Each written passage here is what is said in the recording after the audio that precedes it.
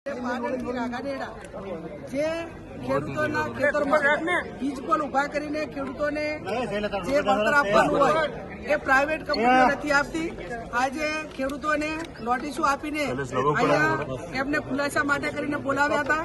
ખેડૂતોના સમર્થનમાં અમે બધા આવ્યા છીએ।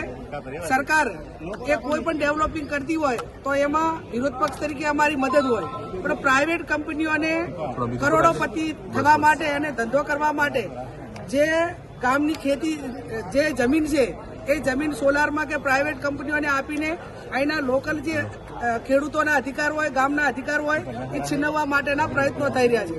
અને એવા સંજોગોમાં ખેડૂતોને જે વળતર આપવાનું હોય એકના એક રાજ્યમાં, એકના એક જિલ્લામાં, એકના એક ગામમાં એ અલગ અલગ રીતે વળતર આપે છે। એના કારણે ખેડૂતો વચ્ચે એકાબીજા વચ્ચે મનદુખ ઉભા થાય છે।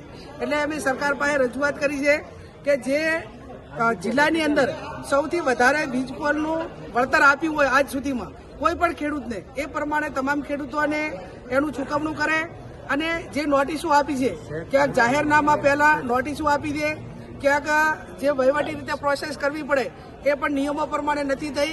અને પ્રાઇવેટ કંપનીઓ એ સરકારને હપ્તા આપતી હોય તો એમને મુબારક છે, કોઈ એમના લોકોને કામ આપતી હોય તો એમને મુબારક છે, પણ ખેડૂતોના ભોગે નહીં, ખેડૂતોને પૂરેપૂરું વળતર આપે એના માટે કરીને કોંગ્રેસ પાર્ટી, કોંગ્રેસના વિવિધ સંગઠનો સાથે રહીને ખેડૂતો માટે લડશે। બટાકાના યોગ્ય ભાવ નથી મળ્યા, વિરોધ કરવામાં આવી રહ્યો છે। સમગ્ર ગુજરાતમાં અને આમ ગણવા જો તો ભારતમાં સૌથી વધારે બટાકાનું ઉત્પાદન એ બનાસકાંઠા જિલ્લો કરે છે। વર્તમાન સમયની અંદર જે પ્રાઇવેટ કંપનીઓ એ ખેડૂતો પાસે પહેલા કરાર કરતી કે ભાઈ તમારું જેટલું પણ ઉત્પાદન થશે એટલું અમે ખેતરમાં આવીને તમારો માલ લઈ દઈશું। આજે એ કંપનીવાળા ફોન કોઈ ઉપાડતા નથી, ખેડૂતોને કોઈ જવાબ આપતા નથી। અને આ બટાકા વસ્તુ એવી છે કે જેનો સંગ્રહ લાંબો ટાઈમ ખેડૂતો કરી શકતા નથી। તો સરકાર પાસે અમે અપેક્ષા રાખીએ છીએ કે જે કંપનીઓએ ખેડૂતો સાથે કરાર કર્યા છે એ કંપનીઓની સામે ફોજદારી ગુનો નોંધે અને તમામ ખેડૂતોનો માલ જે એમને ભાવ નક્કી કર્યા હોય એના પ્રમાણે વળતર આપે, અને ન આપે તો એ કંપનીઓ વતી એ સરકાર ખેડૂતોને ભાવ આપે।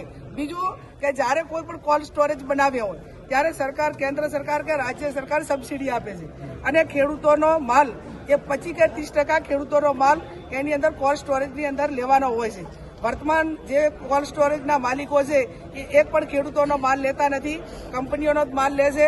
અને જ્યાં સુધી આનું સોલ્યુશન ન થાય ત્યાં સુધી રાજ્ય સરકાર એ બટાકાના ઠેકાના ભાવ જાહેર કરી અને રાજ્ય સરકાર ખરીદી કરી અને ખેડૂતોને પૂરા ભાવ આપે એવી હું સરકાર પાસે અપેક્ષા રાખું છું।